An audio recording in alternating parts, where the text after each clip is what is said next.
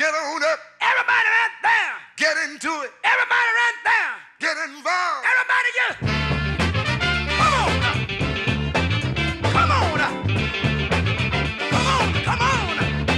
Come on with your come on. Come on, come on. Hello and welcome to The Public Good. I am Colleen from PPG. We are here with Sage from Push Buffalo and Rob from PAI.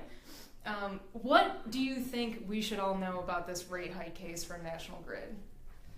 I think it breaks down really simply in that National Grid is asking ratepayers to pay an additional $330 million in new revenue for the company when the company itself makes more than enough money to pay for what it says are the needed improvements, either out of its profits or its dividends.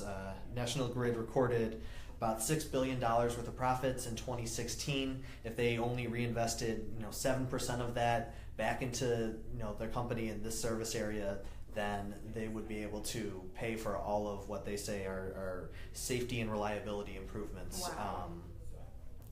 Without charging people more money. That's a real eye-opener. Wow, only 7% of that. That's okay. right, yeah. Wow, that's a huge profit that they're making. They are.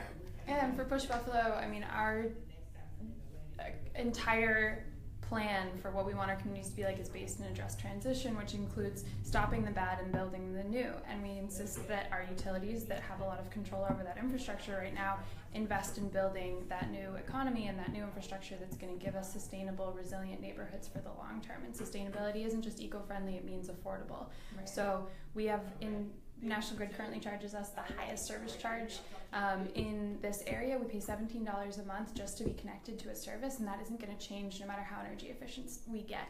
And so they want to say, oh, that's not coming up at all. No, we want to see that go down in this next rate hike and have any fees attached to how much energy we're actually using. And then we want to see those monies that we're paying into this collective public utility that we all effectively own go towards the investments that we see our neighborhoods needing in the long run. That's rooftop solar for individual homeowners. That's rooftop solar for every new housing development that goes up. Push Buffalo is installing solar on our School 77 right now. It was a pain to get it to go through, but it's happening, and it's really going to change our tenants' lives in terms of how much they have to pay every month. And those are the solutions that we want to see. We don't want to see more fruit belt projects that are done without any transparency and minimal savings to the community and lots of profit for the utility. We want this to be an open discussion between our community members, the people who they are servicing, and their infrastructure investments.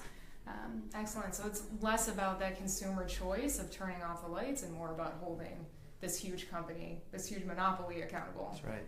That's great. Excellent. If folks want to get involved, what could they do? Come hang out at Push.